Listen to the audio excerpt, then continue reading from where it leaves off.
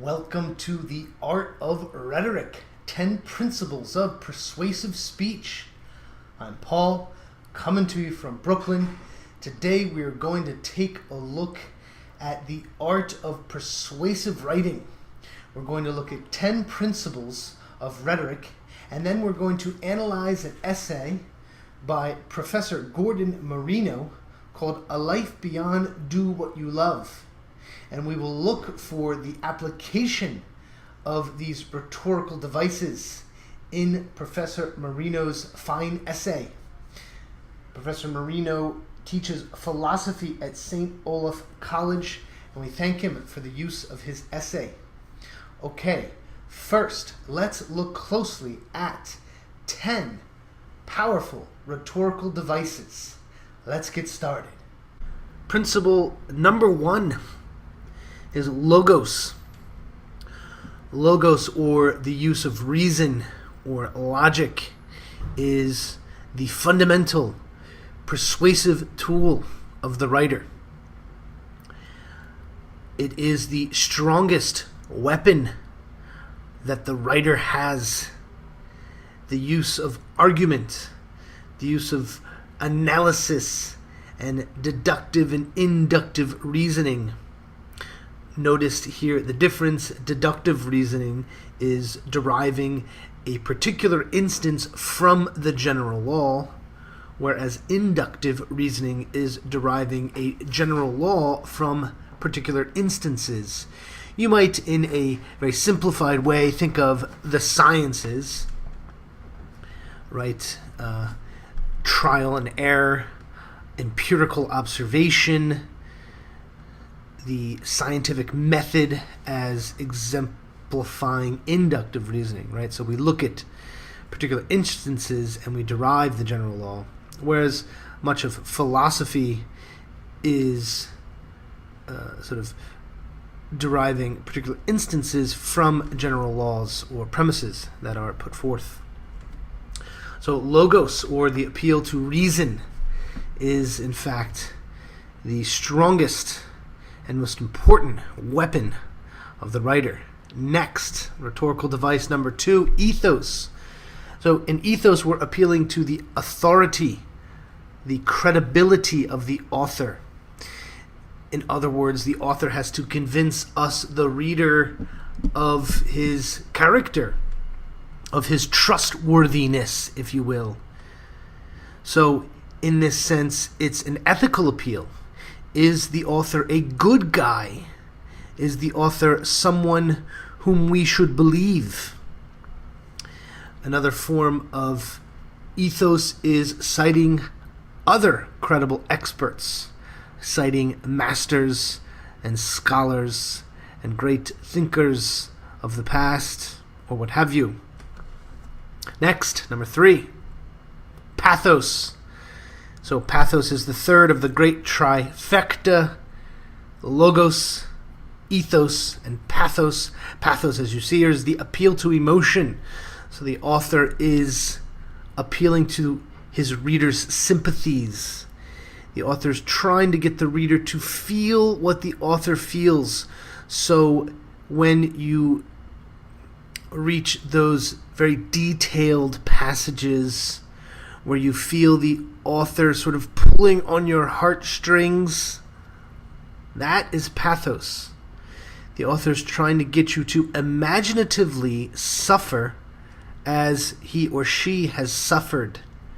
And that attempt, the use of vivid descriptive language to describe a trauma, for example, is pathos. It makes us feel. So notice those big 3: logos, the appeal to reason; ethos, the ethical appeal or the appeal to authority; and pathos, the appeal to emotion. These are the very backbone of rhetoric, of persuasive speech. And we will look at these in the essay after we finish the list. But first, rhetorical device number 4, the thesis. Of course, you're probably familiar with the thesis at this point. It is the focus statement of an essay. Essentially, it's the argument. And all good essays have some sort of argument in them. Next, rhetorical device number 5, distinctio, a fancy Latin term for definition of terms, right? For clarification.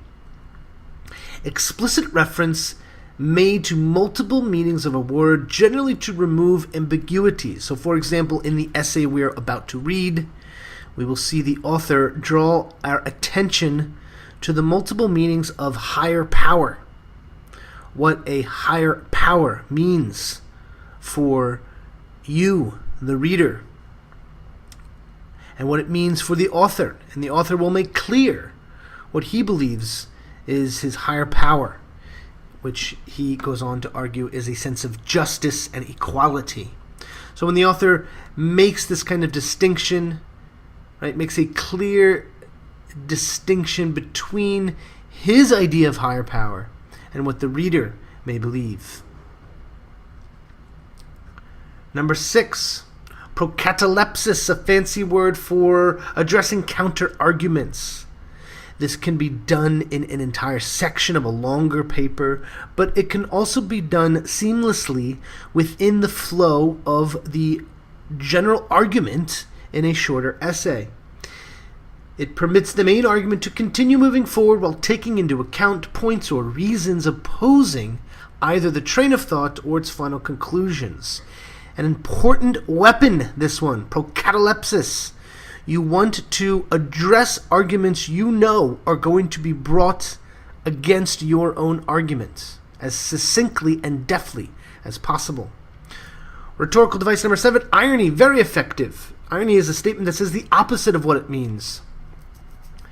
A situation or statement characterized by significant difference between what is expected or understood and what is actually happening or what is meant. Irony is often humorous. You could compare it with sarcasm. Sarcasm in the sense of, when a kid strikes out and the sort of mean coach says, "Nice hit," right? That's irony. And authors employ irony to make their point more emphatic. Number 8, rhetorical question. You may be familiar with this one. A rhetorical question is a question whose answer is so obvious no reply is really expected. So it's often a question that sort of answers itself. It's designed to produce an effect, to make a statement. Primarily, the answer to the question is the statement, right? And we'll again see use of the rhetorical question in the ensuing essay. Number 9, hypophora, which is a fancy term for raising a question and then proceeding to answer it, often at length. I read an essay last night by Paul Krugman. He was reviewing Timothy Geithner's book, Stress Test, and he employed this method multiple times in the essay. Why did the economy collapse in 2008? And then he went on to answer that question. What was Timothy Geithner's role? And then he went on to answer that question. Very effective tool for the author to indicate the structure, to signal to the reader of coming content. Okay, and last, rhetorical device number 10, anecdote. It's just a brief story or tale. It's in the first person. The idea it's an illuminating tale. It tells us something important about the subject matter at hand. And we will see this in our essay. Now let us turn our attention to the essay. Going beyond do what you love. So I have linked to the essay below, as well as included a PDF file with my annotations for your perusal. I recommend you check them out and read along as we work. Here we go. A Life Beyond Do What You Love by Gordon Marino. Student advisees often come to my office. I'm going to stop right there. In the first half a sentence, the writer is appealing to authority here. This is the use of ethos. He is establishing his position as a man whom students seek out for advice, right? Student advisees often come to my office, rubbing their hands together, furrowing their brows, and asking me to walk along with them as they ponder life after graduation. Just the other day, that's an anecdote. That phrase, just the other day, cues anecdote. And notice how the author, Marino, is going to introduce his rather weighty or hefty subject matter with a light anecdote.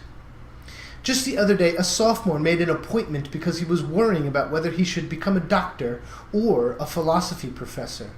A few minutes later, he nervously confessed that he had also thought of giving stand-up comedy a whirl. A little humor there. Not exactly one of the devices we're studying today, but an effective way to make a point. As an occupational counselor, again an appeal to the author's authority there, my knee-jerk reaction has always been, quote, what are you most passionate about? Sometimes I'd even go into a sermonette about how it is important to distinguish between what we think we are supposed to love and what we really love. But is, quote, do what you love wisdom or malarkey? There the author has presented the main question of the essay, the central investigation, right? That's a high porphyra, right? Now he's going to go on and answer this question in the ensuing paragraphs. Let's see. In a much-discussed article in Jacobin magazine early this year, the writer Miya Tokumitsu argued that the, quote, do what you love ethos so ubiquitous in our culture is in fact elitist, because it denigrates work that is not done from love. We have another appeal to authority by citing another writer, and we have the thesis. Essentially, Marino has lifted the thesis from Tokumitsu, and the thesis is that our culture undervalues work, and work from duty, he's going to go on to argue, and by saying just do what you love, sort of promotes a kind of elitist view of work. It also ignores the idea that work itself possesses an inherent value. Here we hear the author's own formulation, the author's own thesis. Listen, this is his main point, the focus statement of the essay. It also ignores the idea that work itself possesses an inherent value, and most importantly, severs the traditional connection between work, talent, and duty. Duty. So he's ended the sentence with the most emphatic word, and that word duty is essentially the investigation at hand. Continuing.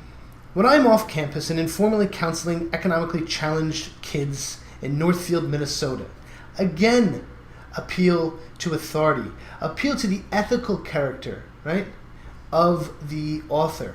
He is a man who spends his time challenging and counseling economically challenged kids, etc., right? So we get a sense of his credibility.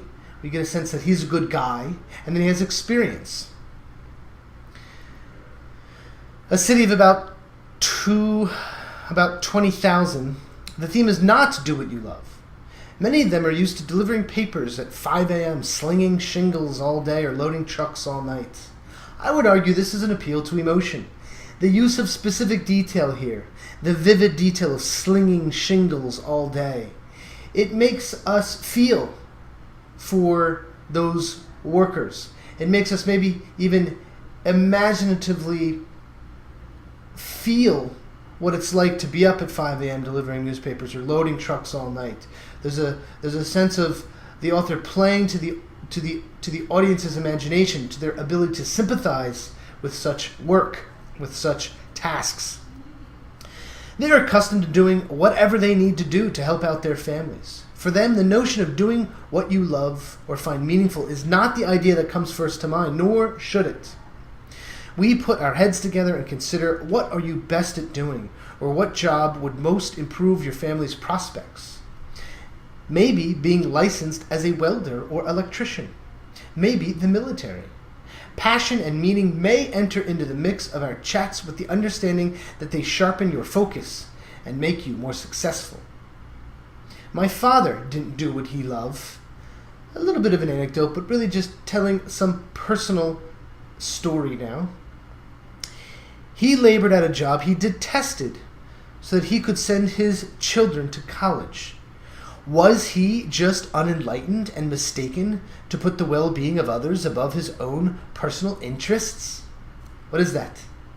Rhetorical question, right? Immediately, the answer is no.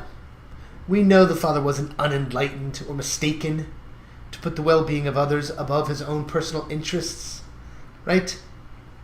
The answer comes kind of automatically, and in that way, it's rhetorical. It makes the point more emphatic. The posing the question. It might be argued. So here, the author, I believe, starts to dig in to logos, to the use of reason, to the use of argumentation, which is, in fact, at the heart of his essay. That, and I would say along with the appeal to authority. It might be argued that his idea of self-fulfillment was taking care of his family. But again, like so many other less than fortunate ones, he hated his work, but gritted his teeth and did it well.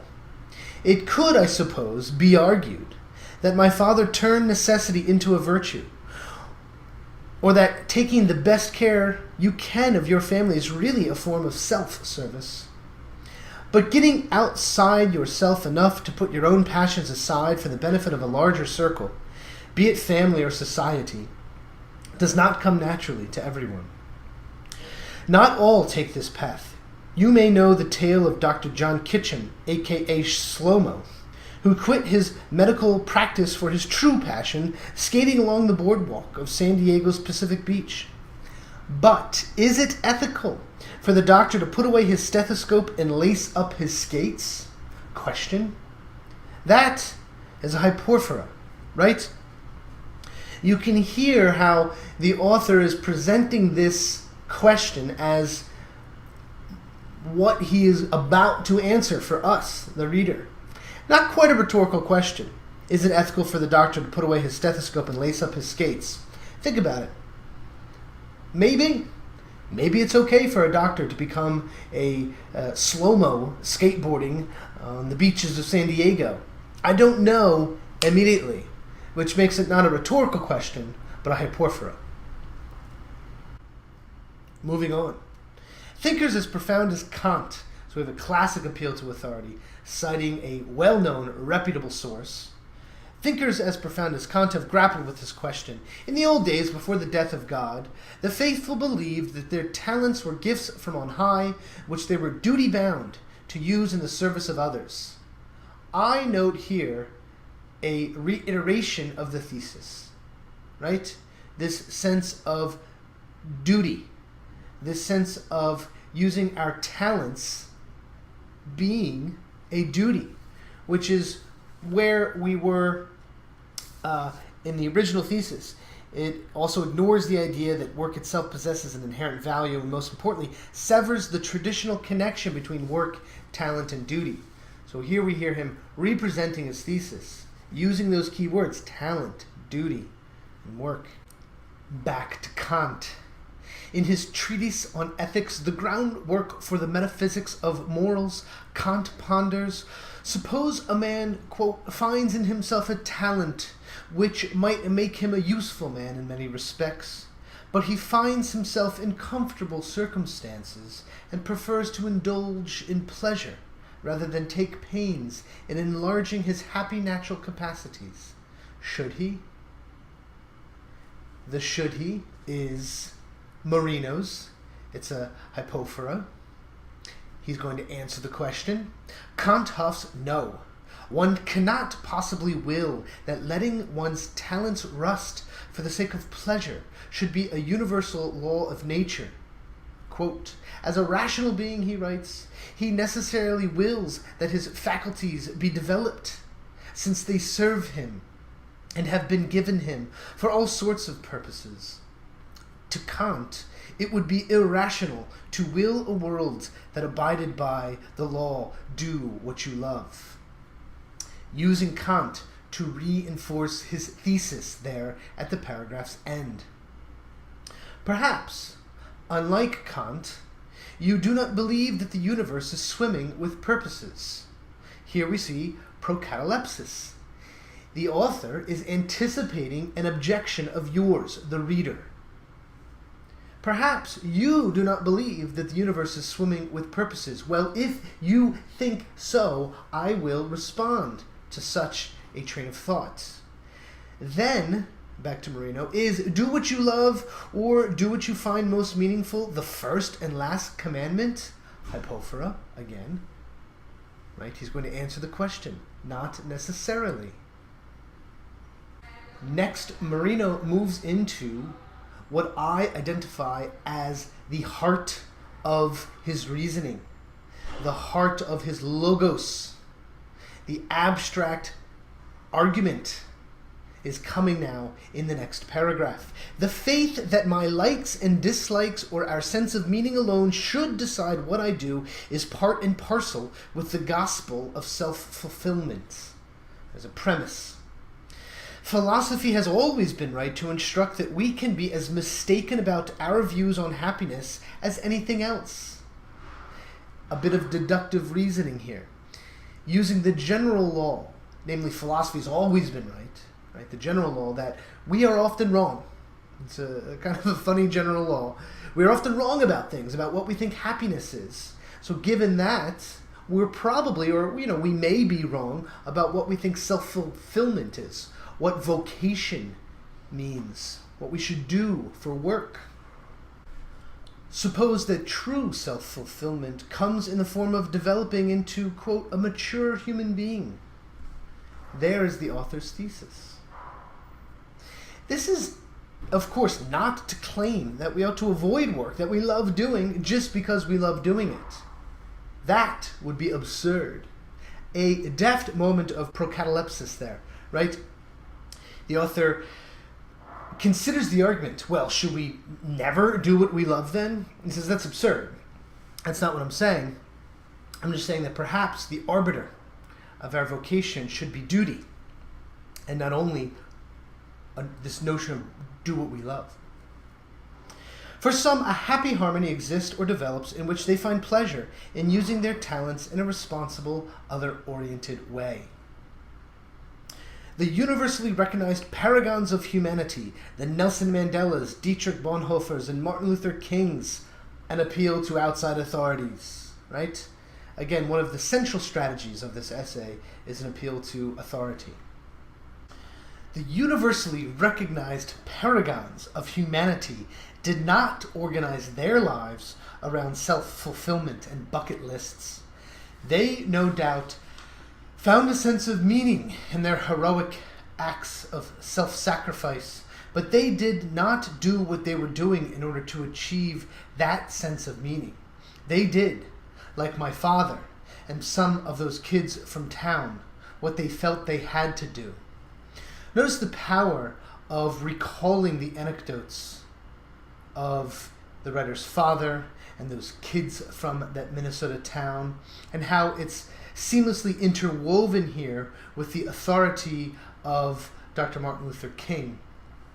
And so the combination of ethos and anecdote here in this paragraph. Marino goes on. Dr. King taught that every life is marked by dimensions of length, breadth, and height. Here we have a metaphor, an extended metaphor, and this is another rhetorical device, not on our original list, but I'm going to give you a list at this video's end of a whole host of other rhetorical devices that I recommend you look into. Length refers to self-love, breadth to the community and care of others, and height to the transcendent, to something larger than oneself. Most would agree with Dr. King's prescription that self-fulfillment requires being able to relate yourself to something higher than the self, and here a deft application of distinctio. Traditionally, that something higher was code for God, but whatever the transcendent is, it demands obedience and the willingness to submerge and remold our desires. So, the author recognizes that for many people, the definition of higher power is varied, right? So there are multiple meanings. For you, it may mean God. For you, it may mean beauty.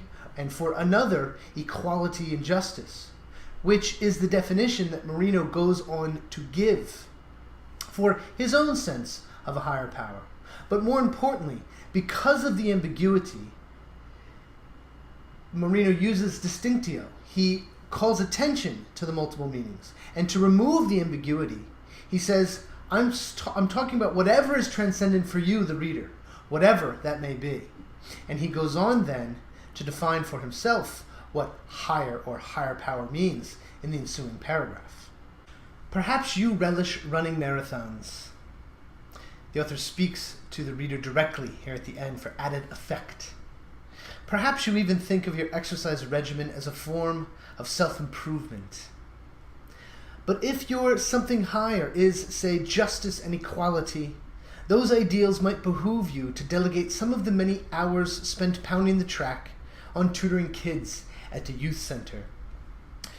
Notice again how the author's use of distinctio is very powerful here in the essay's close.